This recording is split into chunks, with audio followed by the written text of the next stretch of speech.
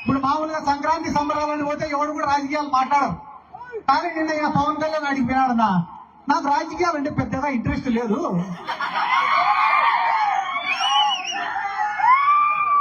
నేను ఫ్లాప్ సినిమాలు తీసినా కూడా నాకు డబ్బులు వస్తాయండి. ఈడ 2 పాయింట్లు, ఆయన తీసేదే ఫ్లాప్ సినిమాలు.